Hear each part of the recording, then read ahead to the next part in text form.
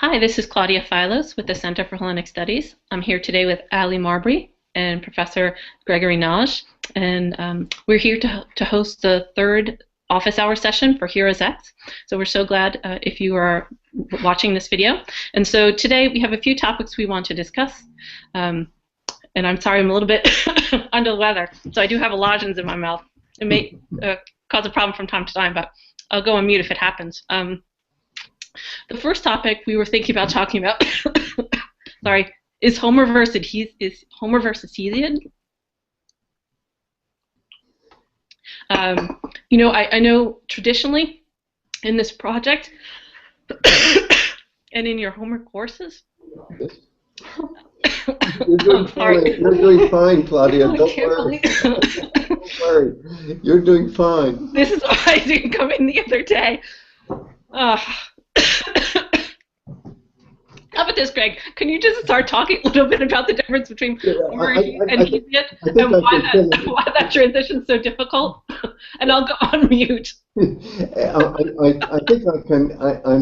think I can be a mind reader and think of what your question is, dear Claudia, which is, okay, there's Homer and Hesiod, and when a 5th century source like Herodotus, the so-called father of history, is describing Homer and Hesiod, he'll even say that they're like a pair.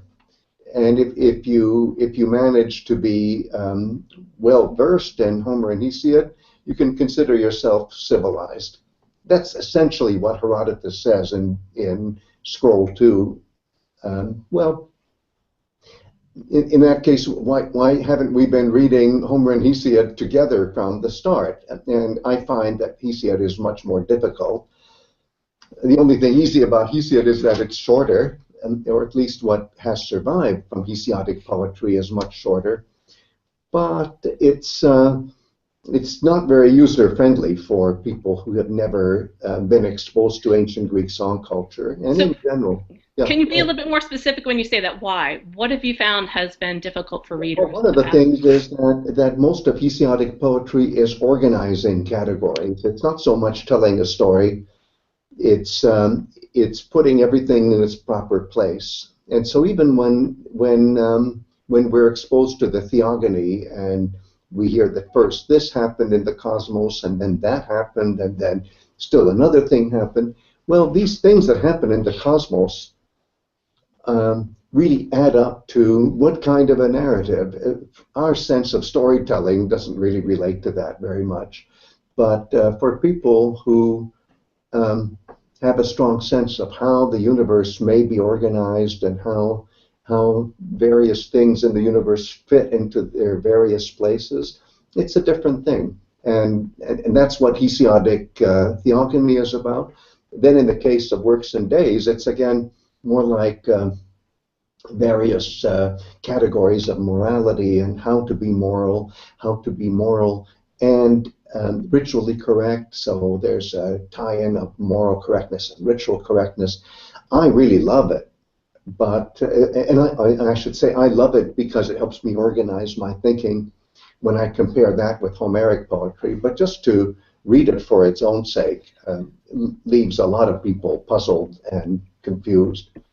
And in ancient times, actually, I think it's sort of interesting that there's a tradition that these poems are connected, and at the same time, that how do we want to talk about the authors, right? That these characters, or these figures that are associated with these traditions are in many ways in competition, right? Yes, and as we've seen before, a lot of storytelling about poets like Homer, or as it turns out, Hesiod as well. A lot of these stories are really myths, and I mean myth in a very positive way. That is to say, how society looks at its basic truth values, and these myths are really telling about what the role of Homer is in society and what the role of Hesiod is in society. And poetry is by its nature very competitive, as most public events are in ancient Greek civilization. And so, sure enough, there are these very interesting narratives about Homer and Hesiod competing against each other. Interestingly, in most of the versions that we have, it's Hesiod who wins and Homer who loses. Even though technically Homer is more popular with the masses. It's made very clear that everybody, when they listen to Homer, they just love it. But with Hesiod, well, so. Right. So there is that.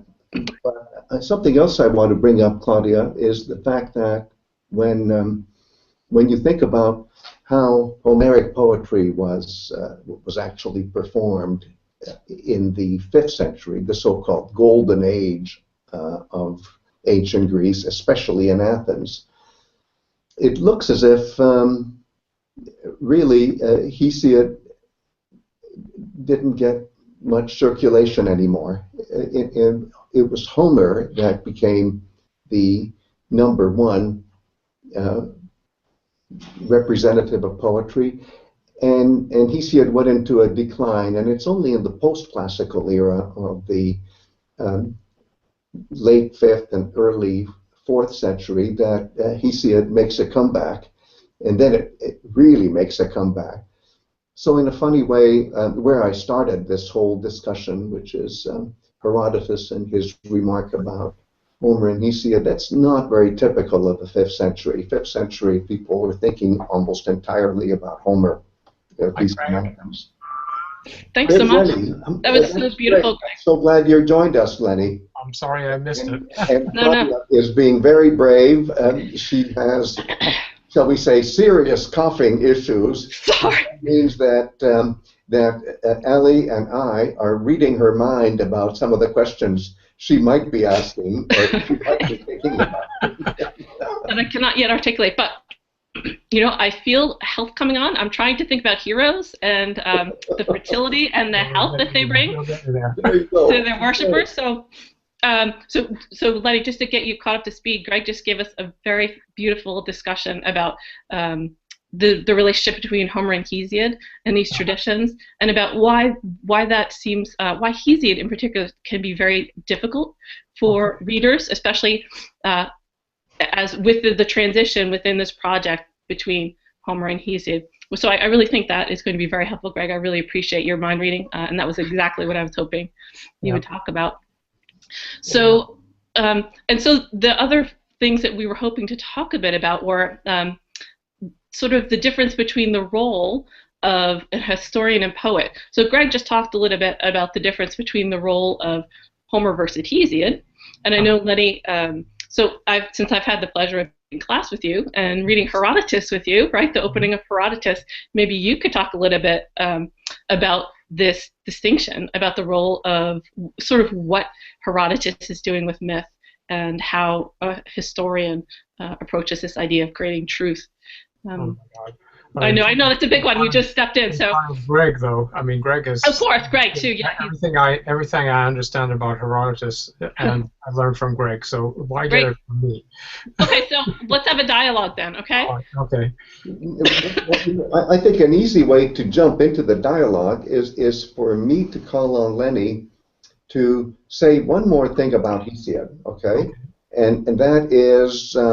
What you did, Lenny, in your research on the Theogony and how the Theogony structurally,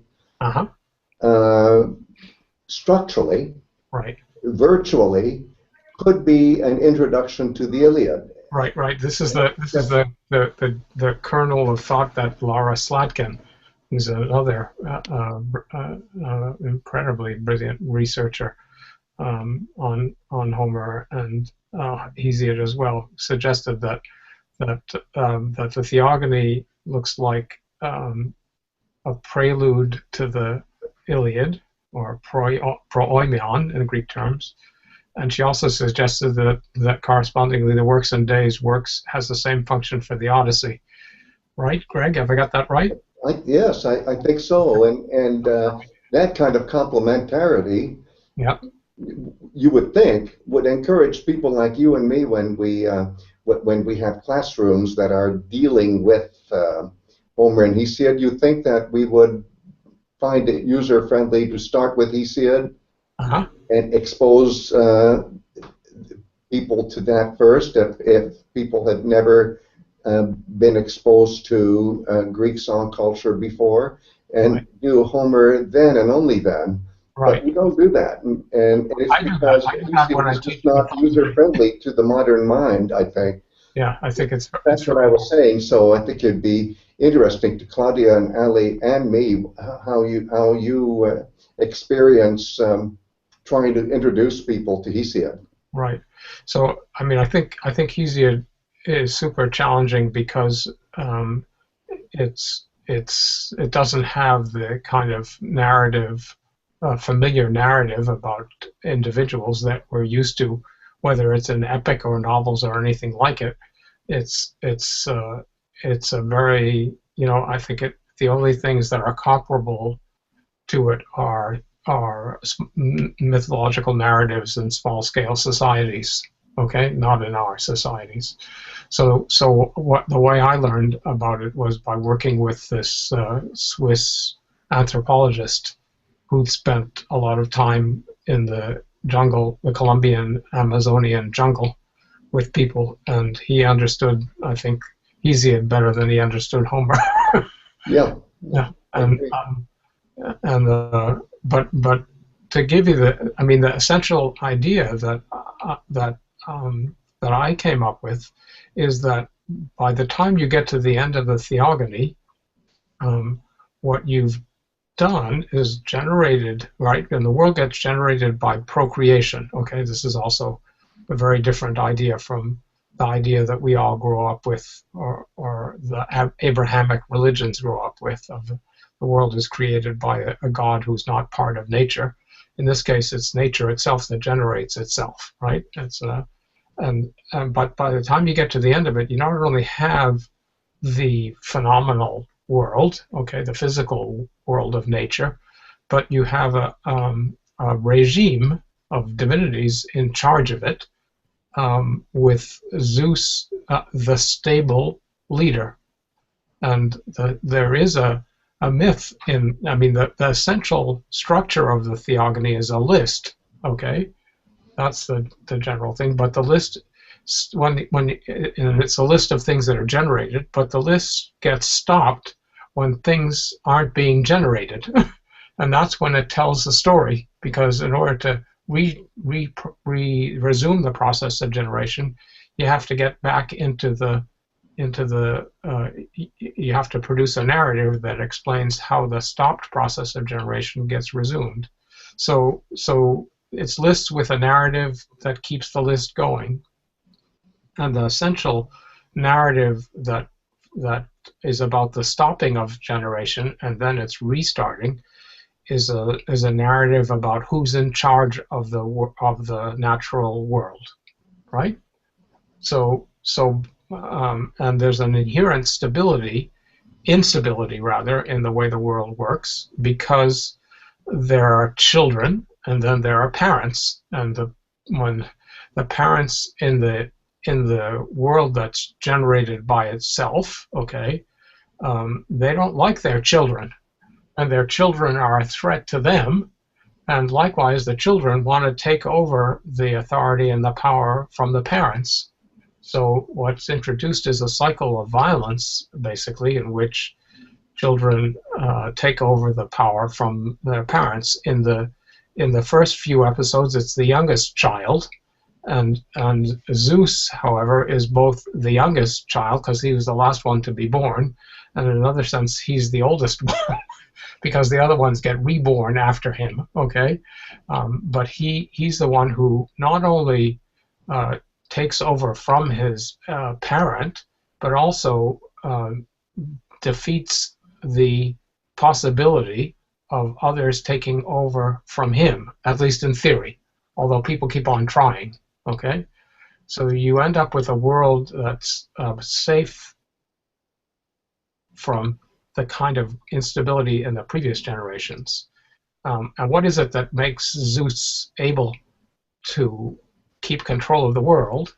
It's two things. It's cunning, being smarter than anyone else, on the one hand, and on the other hand, having the best weapon of all, which is the thunderbolt.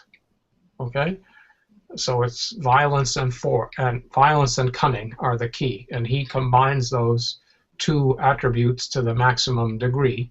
So Lenny, if we're thinking about our keywords, what words are you thinking about there? So the keywords are metis, or in the Theogony, in the terms of the Theogony, but there are a lot of words associated with it. Okay, but it's the word for Odysseus' intelligence too, right? Metis. And then the word for violence or force is bia, okay, which is a term associated with Heracles and also with Achilles, okay, with those who wield weapons of great force. So, but what happens is that Zeus gets control of the ultimate in both of these things, or he possesses the ultimate of these things. He swallows Metis herself, okay? Metis is a goddess, and he swallows her, which is a way of saying he incorporates her within himself. And then he also gets from his grandparents the thunderbolt. Okay, that's from earth and sky. So having these two things allows him to control the world, because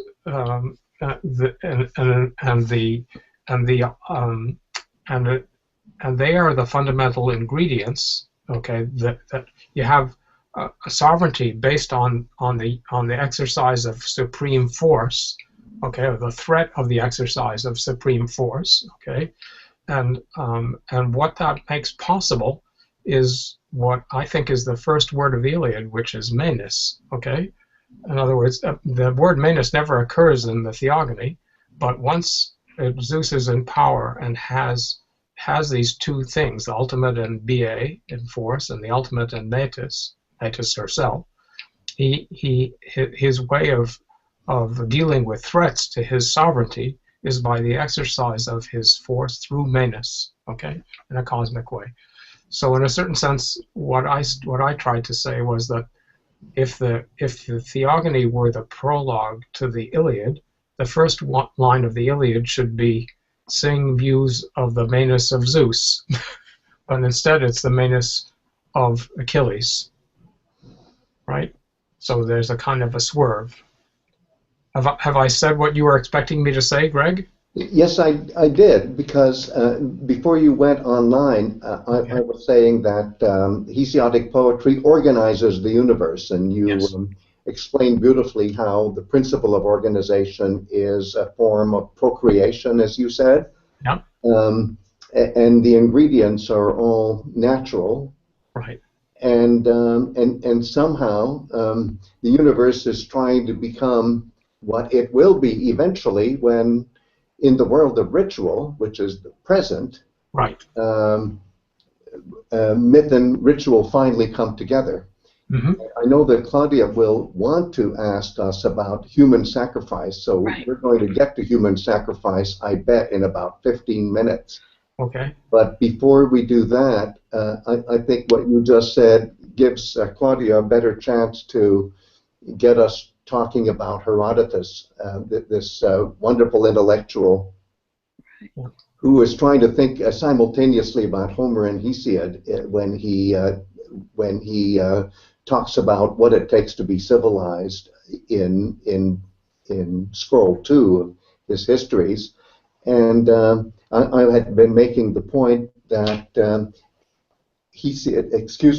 Herodotus is actually almost post-classical, even though he's classical era, since he's trying to think of Hesiod alongside of Homer, but most Athenians in the classical era of the 5th century would be thinking only Homer. So Hesiod kind of gets overshadowed for a while, but then comes back with a vengeance when antiquarians get more and more interested in, well, how does Hesiod organize the universe?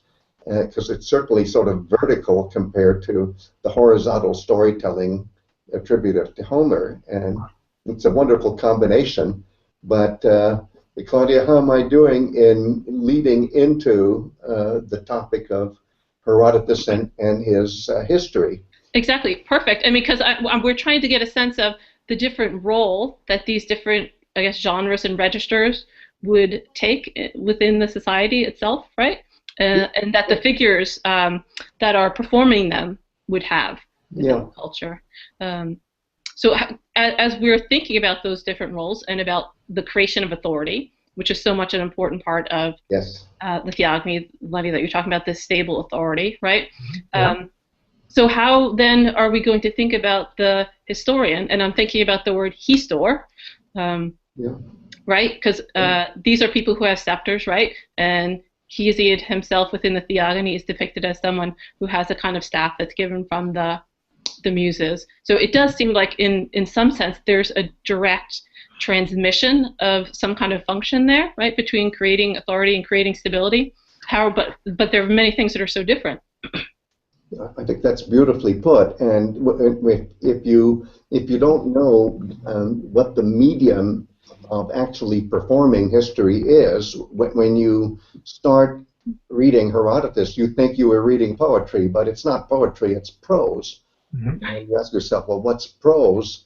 Is that everyday speech? No, far from it. Well, a better way to put it is that ancient Greek prose is poetry pretending to be everyday speech. So there's a stripping away of the most obvious signs of poetry, such as rhythm and song, etc., etc. And the diction that's associated with those things too. You'd think it was everyday speech, but everything that Herodotus says already at the very beginning is very much connected to poetry, and it's very aware of beginnings, just as Lenny talked about how important the beginning of the Iliad is, how important the beginning of the Theogony is. Well, the beginning of the history is very important, and the voice is situating itself in a way as to authorize what is being said. And by the way, before we go on, let's make sure that if Allie has any comments, she would just jump right in. Okay? Have you thought of something that? I don't know. I don't really have any comments. Not yet, but Not just interrupt us and jump in. So, Greg, can I just add at this point, just as a placeholder for people who may be watching at a later point, if people want to see a very beautiful in-depth analysis of the beginning of Herodotus, one of the things they can do is go to the CHS website, which is sparkly and brand new and beautiful, and take a look at your book, Pindar's Homer, where you talk a great deal about all these issues, right? Oh my goodness, yes. I just talk on and on and on about it, yes. No, I don't mean in that sense. I just mean, because now we can only have the very compressed version. But if people want such a beautiful... I think that's a wonderful suggestion, and I like that very much. Thank you. Yeah. Yes, good. If we could touch on something, maybe today or maybe at a later time, I was speaking with Zoe today, and she was telling us that, and I haven't had a chance to read it, but that you wrote an article about the doors of the Supreme Court here in D.C. Yes. Yeah. Like you was talking about Manus a little bit ago. Yes. And so maybe at some point, eventually, if not right now. I think that would be fantastic, because actually, just to get Lenny started, there are these bronze doors that you don't see when you enter the Supreme Court building, because they slide into these recesses at both sides of the doorway when the Supreme Court opens every morning. But if you get there before the Supreme Court opens, you can see these giant bronze doors that were commissioned in the era of Franklin Delano Roosevelt, and it was a set of pictures showing the greatest moments in the history of law. And the left of the left door, the lowest panel, shows a scene from Iliad 18, and it's a scene that Lenny has studied a great deal. And Lenny, I'm wondering if you would say something about that scene, because it is relevant to Homer, to Hesiod, and to Herodotus, all three. Okay. So the timing of your comment, Allie, was perfect. Okay, so this is a scene in which there's a dispute. The Greek word is nekos. I bet our HeroesX people will remember this word. A dispute about the blood money. That's the way the word is usually translated. The Greek word's poiné, for someone who's been killed. The text varies between either someone who's perished or died and someone who's been killed. Okay, there's a dispute, and there are two parties to the dispute. One of them is asserting that he paid this poiné, this compensation. The idea is of blood money is if I kill your relative in your family, you accept a payment for me in lieu of the person's, in a way I'm compensating you for the loss of his life, and that solves the problem. In other words, the answer isn't to go and kill somebody in my family or some other kind of punishment. The punishment is a fine that gets paid, and the society weaves itself back together. So there's a dispute about this nekos, and the first person says he paid this compensation in full, and the person on the other side is refusing to accept anything. And the word that's used for anything is a word for a concept that seems as banal as anything, as the word anything. It's the only time that word for anything is used in the Iliad. So it's a strikingly extreme word. Okay, so you have somebody offering compensation, if you will, in terms that are maybe familiar to us from the Iliad, and a person refusing it, but in no uncertain terms. Okay, and then the scene is described as there's a bunch of people around, and there's a person who's called a histor. Okay, who's the one who's supposed to decide which side is correct, presumably, in this, or to judge the case. Okay, and there's a scepter that's being handed to people who have the right to speak on one side or the other of the dispute. Have I covered all the details? I think that's a perfect setup for the beginning of Herodotus. So yes. This is why don't you take it from there? Order. That's perfect. Okay. Thank you, Allie, for getting getting Supreme Court. this into this pathway. Well, I have to thank Zoe for mentioning it this morning. Well, that's in a great. random conversation. Well, I think that's the best kind of way to really get to the core of what we're studying is conversation. And I think what Allie just illustrated is a beautiful example where a conversation leads to going to the core of the matter. And that's what we've just done.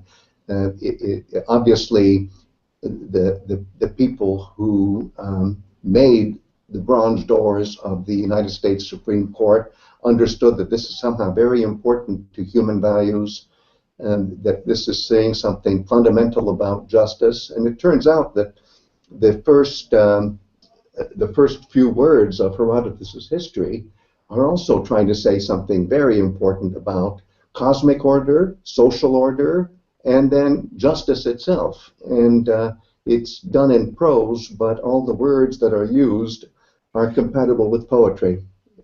And not just any kind of poetry, the poetry of Tara, Hesiod, and Homer, in that order.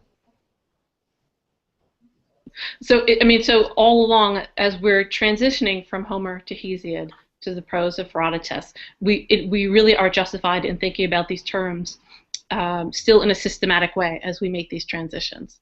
Right? In fact, it's going to reveal itself to be even more systematic than we ever imagined. Yeah. Because it's one thing to discover a system within the Homeric Iliad, within the Homeric Odyssey, but when you start seeing a system, even after you throw in Hesiodic poetry and you throw in Herodotus, and you still come out with a system that has its parts reinforcing each other, then you start realizing, well, Greg isn't just saying ancient Greek song culture as a formula. It's or as a, I wouldn't say formula is a good thing. He's not just saying it. We're saying it because we're studying the system of an entire civilization as it expresses its identity through its verbal arts, which include prose as well as poetry. Wonderful. So, I mean, would this be a good moment now to transition to this idea of human sacrifice? Because as we think about that scene on the shield and the value of a human life, much of the Iliad seems interested in this idea, right? Is what is the value of human life? And we do at the end, at Patroclus's funeral, there is a sacrifice of 12 Trojan ewes, right? Yes. And so the Homeric epic is quietly touching upon it, but then we get to lots of tragedy and other myths where it's really a fundamental idea, even though it's very taboo, I think. I mean, it's very, very problematic, and yet the topic comes up over and over again. It's all right. Let me start by saying that if you try to do a scientific study of Greek practices as far back as you can go, you would think on the basis of these myths that if you go far back enough, you'll start reconstructing a lot of human sacrifices, and you'll see traces of the bones of people who were actually sacrificed, etc., etc., etc.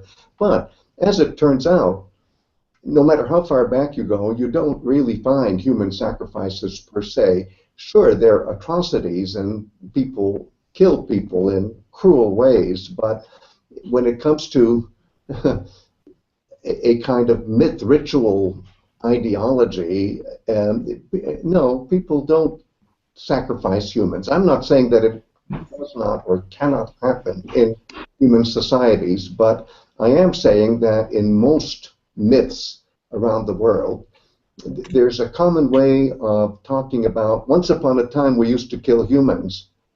Now we kill animals instead of humans. Right. And killing humans is something that, as a sacrifice, is something that is needed to justify killing animals in the ritual world of today.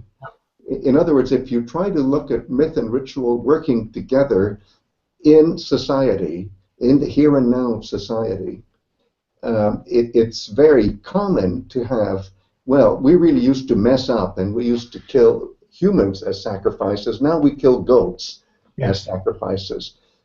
Because for one thing is, if you're going to sacrifice a human, then technically you should eat the human too. Because eating and sacrificing are part of the same process in the Greek worldview and in the worldview of most other societies. You have this in the variants of the myth about the sacrifice of Iphigenia, right? Like you see in Euripides' version of the sacrifice that Agamemnon did of his daughter. In Euripides' version, she was, at the moment when he was about to kill her, she was taken away and a deer, or I can't remember, some other animal was It's a deer. Yeah, it is a deer. Yeah, deer. Yes. Yeah. Yeah. So And yet, it was a substitute sacrifice. Exactly. And so there you have what, in the $10 word, etiology. An etiology is a myth that supposedly explains why we do something in ritual, like we 5th century Greeks or whatever. Yeah. Yeah. You know, so I guess I'm wondering then, given this discussion, sort of the prominence of this theme, and I'm thinking, Greg, about some recent work that you've done on the frieze of the Paplus moment. Yes. I was wondering if you could talk a little bit about that, because our discussion in the discussion board is just starting to look at some different examples, and the myth of Erechtheus has come up, and he sacrifices one of his daughters, and this is really such an important myth within the art and culture of ancient Greece. So, yes. So how are we, I guess, can you talk a little bit about that and how it might be functioning there? Well, I'll try to do it in a kind of compressed way, and that is that the set of sculptures you're talking about, which is sometimes called the Parthenon frieze, Right. which has to do with a continuous set of sculpted action that wraps all the way around the inside of the Acropolis of the Temple of Athena, the so-called Parthenon in Athens. The climax of that Parthenon frieze, that set of sculptures, according to the archaeologist Joan Connolly, is the climax is the sacrifice of a daughter by father. And it's shocking to us, but remember, this is myth, and that's the way Joan Connolly reconstructs it. It's a myth, and the myth is supposed to say why this thing that happened then, which is a matter of things going wrong, has to be compensated today in the ritual world by having animal sacrifices. Right. And could you say a little bit about what myth, what rituals that would have also been associated with? Well, it's associated with the slaughter of 100 cattle on the birthday of Our Lady of Athens, Athena, which happens in late August. And that's what happens in ritual, but in myth, a father sacrifices his daughter. Go figure. And you say, well, but that's wrong. Well, it's wrong in the world of today, but the whole point of myth is that myth will show you all sorts of things that went wrong that we have to make up for forever when we celebrate festivals and where we remember the myth and we remember the primal act. In Christian terms, you would call it, let's say, original sin. And I don't want to go too deeply into that, but it's not a bad analogy. In the present, you have to compensate for what happened then, and the way it happens is a slaughtering of 100 cattle, then butchering the meat and cooking it, distributing it to the people. And because most people's diets are vegetarian most days, that's the economics of the situation. There are lots of jokes and comedy about all the stomach upsets that people get from gorging themselves on beef on the birthday of the goddess. But that's what happens, and people, by the way, have a good time. Right. And so actually, in some sense, I think this myth of sacrificing a daughter in some way brings us back to the kind of intergenerational conflict that we were looking at in Hesiod, right? And I'm wondering about the ways that that conflict that was there before is now sort of being resolved. Well, I'd like to hear what Lenny's opinion on this is, but my personal opinion, the older I get, is that I just expect things to go really wrong in myth. Mm-hmm. And I'm not only not shocked by it, it's not supposed to say, well, this is the way you're supposed to behave or the way people normally behave. No, it's just bad things that happened back then, and we have to make up for it. So myth and ritual, if you look at them together, make up for all these terrible things that used to happen in myth. Sure, there were also wonderful things that happened in myth, but you have to keep in mind things like human sacrifice and so on. And by the way, could I just say that when it comes to warfare, that's not human sacrifice. That's just people killing each other ritually, and that's okay. So I don't mean that killing humans is all I'm talking about. I mean sacrificing humans in a, okay, let's use this word, religious context. I'm saying that is myth. That, in the Greek experience, seems not to have happened. But it's a rationalization for why we eat beef once in a blue moon and sometimes get upset stomachs for it. What do you think, Lenny? Do you have any further thoughts about that? Yeah, I just, I think that's a very good statement. I mean, the only thing that I would add to it is that one of the problems about having a normative society in which people follow certain patterns of behavior, or when you want to, it's like when you're a parent and you tell your child, don't touch that hot stove, and the kid immediately goes up to the stove to touch it, right? Right. So making rules for human beings is not a simple process, right? And one of the things that you do with myth is to explore forms of behavior that are sanctioned in what Greg perfectly calls ritual time, our time. Okay, so the myth is good to think with in the sense that you see you in the way that you can, when you tell a story, you relive the experience of what it would be like if you're a father or a daughter to be slaughtered in this horrible way, and you think about what the consequences of it are, and experience it to a certain extent, and the horror of it without actually doing it, right? Right. Exactly. So this is one of the functions of stories in every society, I think, is to give people things that are good to think with and to help them to understand why we do things the way we do, without actually saying, don't ever even think about that. Okay, that's the thing that we say when we don't want people to do something, but in reality you can't keep people from thinking about it, and it's much better to do it, okay, and to explore it. Right. Well, I feel like we covered everything that we set out to discuss today. The conversation is going to continue over the next few weeks in Module 3. All of our modules are still open, and then in a few weeks our 5th module will open, and that'll take us into the world of Plato. So I appreciate the time you guys took to talk with us today, and I look forward to our next conversation on our next module.